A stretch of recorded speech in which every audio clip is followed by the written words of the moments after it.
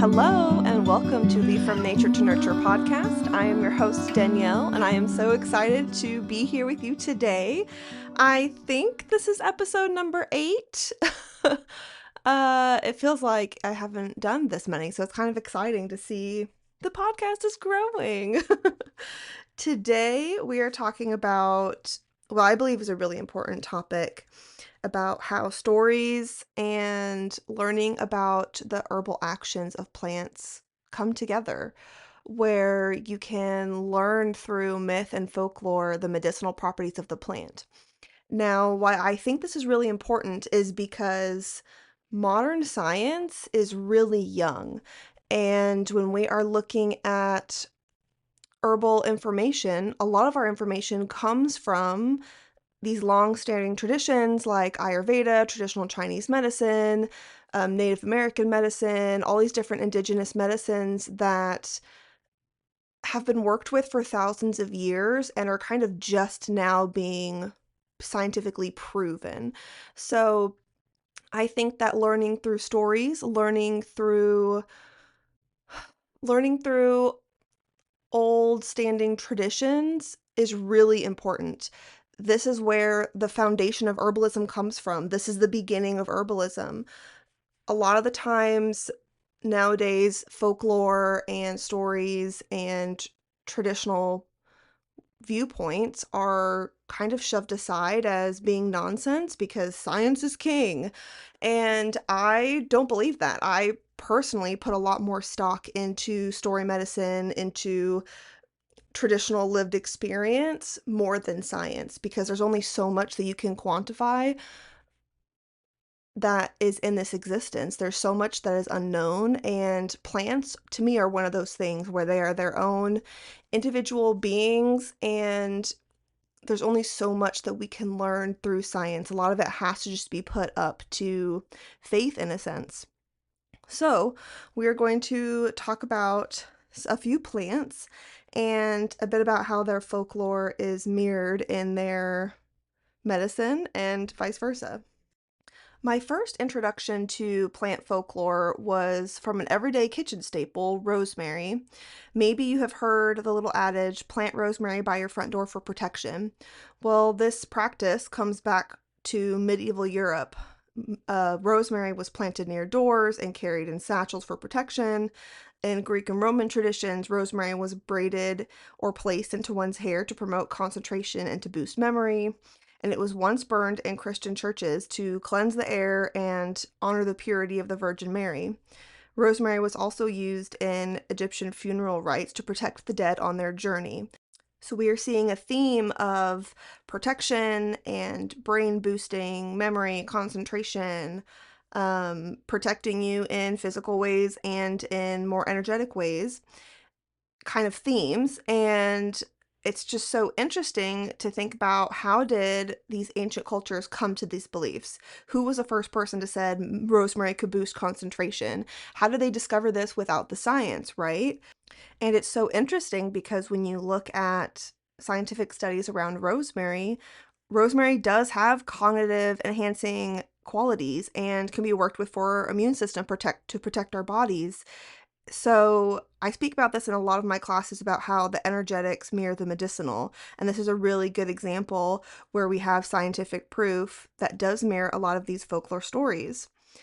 You can find so many intricate rituals throughout the world, and they give us a really good idea about their culture and their beliefs, but also about what plants they saw value in. You know, if it's not talked about in folklore, it probably wasn't a really big plant to them because that's how information was passed down. It was passed down through stories. And so by listening to these stories, we learn more about the cultures as well as the actual plants themselves. One of my favorite examples of this is one of the funniest stories about yarrow. I can talk about yarrow folklore all the time, and if you listened to my previous podcasts in the past, I have one about yarrow folklore, but in Celtic lands, yarrow was simultaneously believed to protect against witches, while the witches also believed that it protected against the Christians. Now, how they would use this plant is they would hang it by their door to help protect that threshold so that that energy couldn't cross over. Now, both of these groups of people did this. And so it's really funny to think about, um, someone walking over to a neighbor's house, and when they can cross through, that person is like, "Oh, good. They're just like me," when they could be the exact opposite, but they kind of both hold those same beliefs. And it's fascinating when you start looking into yarrow itself. Yarrow is a highly protective plant that keeps us healthy from microorganisms and illnesses. And as this example of holding the two opposing beliefs, it can help to start bleeding as an emmenagogue or stop bleeding as a styptic. So it has also this same thing but opposite, kind of like how these two different groups were using the same plant but kind of protected against each other. We see that there's a lot of different cultures throughout the world that hold really similar plant beliefs who have never interacted. And this is what I like to call universal truth. And it's how we get a lot of the plant folklore today. That's where we get these archetypes of, yarrow being protective, because through multiple different cultures, if you go back to that old yarrow podcast, we see that they all saw yarrow as protective. They all had a divination practice. And it's just so fascinating how much we can learn from these stories. Now I want to share a little bit of personal folklore about Tulsi. So I got these seeds from my friend Carly of Pine and Prairie Folk Revival a couple years ago, and I finally planted them this year into a little planter onto my back deck. Now, because I have dogs, I am going in and out of my back door all the time with them all day long. And so these little Tulsi babies became the plants that I had the most interaction with on my property. And I naturally found myself in this really interesting cycle where every morning I needed to smell her. I needed to go be with her. I needed to go speak with her. And that was kind of what would set the tone for my day and give me that like energy boost in the morning, kind of like how people say that they're like they can't function without their coffee. I can't function without my Tulsi. And I wasn't even consuming her. I just wanted to smell her and kind of love on her. And that's kind of how I would start my day. And I found myself also doing that at night right before bed, where I would go and smell her and love on her and pray to her and speak to her. And that would be my signal to calm down and get ready for bed. Now, when you look at the physical medicine of Tulsi, Tulsi is an adaptogen, but an energizing adaptogen. So if you don't know what an adaptogen is, that is a plant that helps your body adapt to stress. Now that could be physical stress, environmental stress, mental stress, all the different kinds. But there's multiple categories within adaptogens, and there are some that are more relaxing and there are some that are more energizing. Now Tulsi is an energizing adaptogen. And so I found myself in this interesting cycle where I would work with Tulsi as more of that energizing quality towards the beginning of the day, and then as that calming adaptogen side towards the end of the day. And it was really cool to kind of see, I didn't realize it for months. And it was actually right before I spoke about this topic that we're talking about today at an event in June that it really hit me. Oh, I am mirroring this Tulsi physical property in a more energetic folklore way. So it was really cool. But to talk more about Tulsi, a lot of the Tulsi folklores talk about its property of cleansing the air and dispelling evil. It's a symbol of devotion and purity and bringing the heart, mind, and spirit into a calm balance. Medicinally, Tulsi is an antioxidant, antiviral, antibacterial, anti-inflammatory, nootropic, and adaptogen. So we see this beautiful mirror of each other, of the medicinal with the energetic. Now, when we look at some of the stories around Tulsi, we see that it was common to have Tulsi plants around a lot of temples because it helps to inspire concentration and give you that grounded but opening feeling to be able to contemplate and communicate with your deities. And then we also have some really interesting stories about Tulsi being a goddess and being a plant ally or friend of Vishnu, and I want to read from the Padma Purana book. It's an ancient Hindu text, and here's just a little snippet story about how they would work with Tulsi in this way. So it says, in whichever house, village, or grove there would be the Tulsi plant, Vishnu, the Lord of the world, being pleased, would stay there. In that house where there is Tulsi, there is no poverty, no hostile action due to the kinsman, no grief, no fear, and no disease.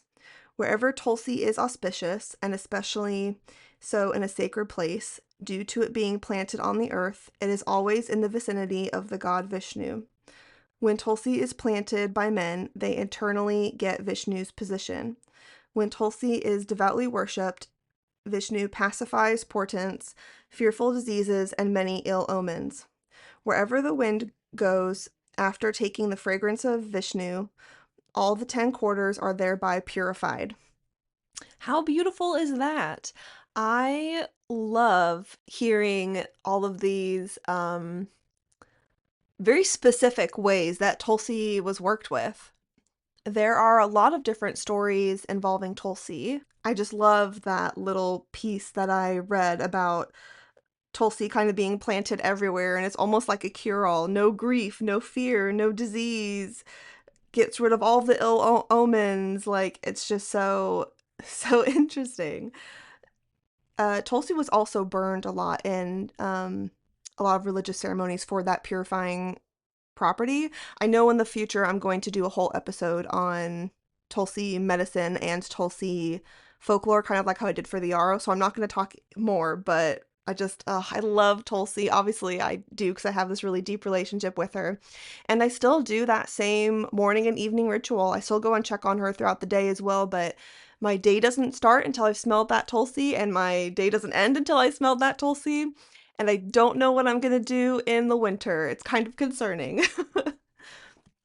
So, moving on to another plant, we're going to talk about rose. Rose has some really fun stories that are pretty wild. um, and I love to look at rose medicine, um, like energetic medicine, regarding the flower and the thorn. They have very different energies, obviously. But rose is this really beautiful balance of softness and severity. Obviously, rose is very protective, both medicinally and energetically. We have those thorns that physically stop you from being too rough with rose. But what I love here is that you can be very gentle with rose and not get pricked. And for me, it has come up in my life as this lesson to be softer with myself more so than anyone else, to not be so hard on myself and to not beat myself up versus like more of an outwardly protection, which obviously it kind of works either way, but just my personal relationship with rose energy is that personal protection of kind of protecting myself from myself. We all get in those downward spirals of being really hard on yourself and judging yourself and having too high of standards or trying to be perfect. And rose is a wonderful ally to help you soften and remember to treat yourself like how you would treat others. You are not the exception. You wouldn't go tell someone how horrible they are for skipping the gym or not keeping the house clean or whatever. Like, why would you do that to yourself? So, I love Rose. In terms of getting into some of the stories, I'm going to read you a couple stories. We have a lot of stories that come from the Greek and Roman traditions where there's a lot of folklore. So this is the story of how White Rose came to be. As the legend goes, Ouranos was the father of the sky and hated his Titan son, Kronos, imprisoning him deep beneath the earth. One night, as Ouranos went to lie with Gaia, mother of the earth and of Kronos, Kronos seized his opportunity and attacked his father. He maliciously severed Ouranos's genitalia from his body with a sickle. As his father's testicles fell into the earth, Aphrodite was born. As the sea foam around her touched the earth, white bushes of roses appeared.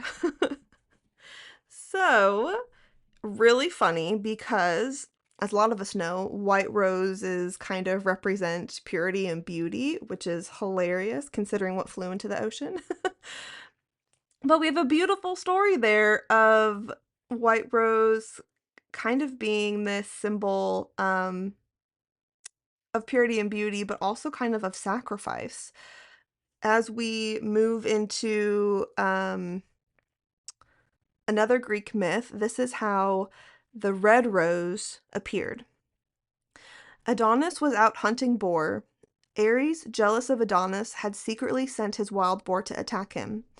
At the last moment, Ares shared his plan with Aphrodite, and she rushed off to warn him. As she hurried to her lover's aid, she cut herself on a rose bush, and her speckles of blood turned the roses red. Unfortunately, she was too late, and Adonis died from a fatal wound to his thigh. As Aphrodite cried over her lover's body, her tears fell into the pool of blood surrounding them, and the mixture birthed the anemone flower. So here we see that red rose being born to symbolize love, passion, and devotion. Now, when we start looking at the medicine of rose, we see that rose is a wonderful cardiovascular support and emotional support. So I always say that it's heart medicine, whether that is physical or emotional, where it's gently calming and soothing to our emotions, but also helps to support our hearts to function properly. And we see a lot of this love symbolism in the folklore around the roses, and we see that like Aphrodite turned the rose red as she was kind of rushing, and now she's in this heartbreak from her lover being dead. And so it's also going to support her physically, because I don't know if you guys have heard of this, but there's something called broken heart syndrome, where like your heart literally has physical issues with it because of the emotional overload. Fascinating. But rose is that beautiful medicine that kind of ties those two together, whether that is the flowers or the rose hips. The thorns are not really worked with in a medicinal sense. I work with the thorns more as in that energetic medicine. But it's a beautiful plant ally that has so many cool stories. Now, I want to talk a bit about nettle. Nettle is also a stinging plant, but it's a bit different. Where rose has this more energy around that personal protection and being gentle to not get poked, we have kind of the opposite in nettle. Physically, if you are harvesting nettles, you are supposed to be very strong and confident and go in there quickly right underneath the leaves to pick up confidently and strongly. And then you're not supposed to get stung that way. So nettle energetics are a little bit more around strength and holding your boundaries, where you are being firm, you are not being movable, and whether that is other people stepping over your boundaries or you stepping over your own boundaries, because I know that's a thing. And that you are not afraid to confront someone if they are mistreating you. You're a lot more confident and sure in how you want to handle your situations. You're not trying to bulldoze over anyone, but you are being true to yourself and holding firm. But nettle has a lot of folklore around being a protective plant, around other people, like protecting yourself from other people, and has a lot of stories around transformation. When you look at the physical medicine of nettle, it is very high in vitamins and minerals, like one of the highest. It's a plant that I recommend for pretty much everyone. And it also has that antihistamine quality that a lot of people will work with nettle for seasonal allergies. And so it has this kind of like transitional period element there because the allergy seasons are our liminal seasons. And we can see that mirrored in a lot of stories around transformation of working with nettle to kind of bolster yourself up and to stick to your courage, stick to what you want, stick to your beliefs, and to go through this transitional period where you kind of come out stronger in the end. So I'm going to share a Belgian fairy tale called The Nettle Spinner. So this is not the exact wording, but this is a synopsis. A great lord was so cruel to his peasants that they called him Bashard the Wolf. His wife was kind and generous and would secretly do good for those whom her husband wronged.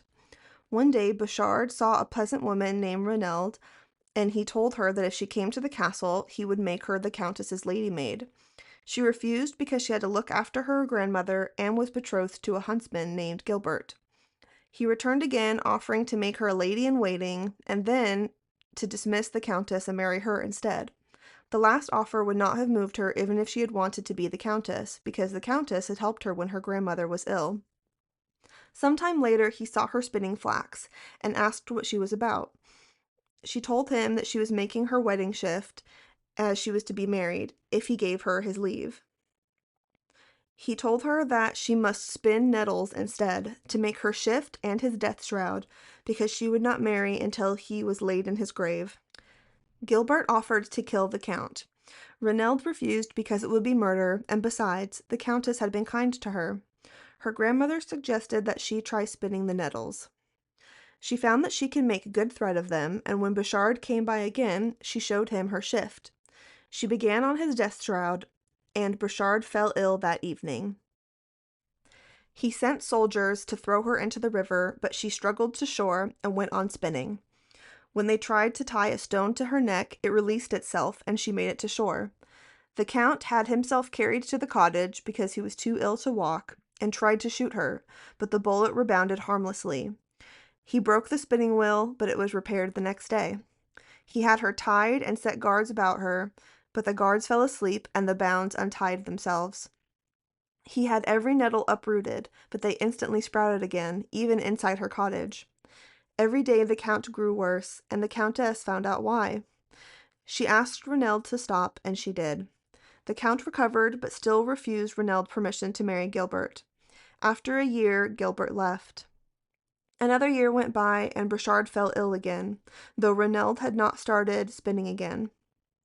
He grew worse and longed for death, but he could not die.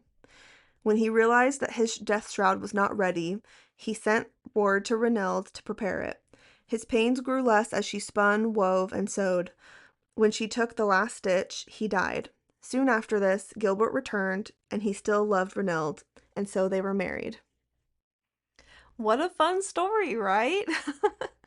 I absolutely love this. It teaches us a lot. So first, we see some historical information of nettle being used as thread, which is absolutely true. And we see this really fun transitional story of nettle carrying someone through death and through life. We see this rebounding strength of Reneld, of everything, like all the times when the count was trying to stop her from spinning, like things would happen over and over and over to boost her back up. The nettle growing inside her cottage, the spinning wheel being repaired, her surviving a drowning, which obviously is pretty extreme. But when we start looking at that nettle medicine, like I said, super high in vitamins and minerals, wonderful for allergies, wonderful for colds and flus. It's a very strong protective medicine, but also a strengthening medicine. Nettle is also a blood builder because it's really strong in iron, and so it's often commonly taken just daily as a multivitamin in a sense, but especially during your bleed or right around pregnancy as well to like build up that blood supply. But yeah, like we see these really cool themes of the medicinal plant being mirrored in these stories. So, all of that to say, Before science was king, we interacted with nature differently. We were not separate or better than or disinterested in nature. We were nature. And we were also in this community with the land. If you follow my work, you know that I speak about this reciprocal relationship with nature a lot, and how when we care for the land cares for us, and that our modern humanity has really stepped away from this mentality. Our modern extractive mindset is not conducive to building the relationships and learning from nature. But that was once the norm. We used to live really close with the plants. We used to have these interactions and these stories, and that's really not not the mainstream anymore. Plant communication was ordinary. Folklore was fact. And so, in closing, that is why I believe that folklore is really important. The plants are trying to speak to us. They're waiting to speak to us, to share their wisdom and their experiences. And folklore still has a place in our modern world. It's living tradition. And just like all of these stories, you can build up your own folklore, kind of like I sprinkled in a bit of my own personal folklore with the plants. So I invite you to pick a plant that you want to learn more about and see what it unlocks. Develop your own physical relationship with the plant, whether that be the living being itself or working with a flower essence or a hydrosol or even a tincture or a tea. You will build up your own stories that you can pass along to your friends or your children or your plant community and kind of contribute to this beautiful foundation of plant folklore that we already have. You may be surprised what you learn. Thank you for listening to today's episode. If you would like to know more about my services, you can find me at rootandwandercollective.com, and I'll see you along the plant path.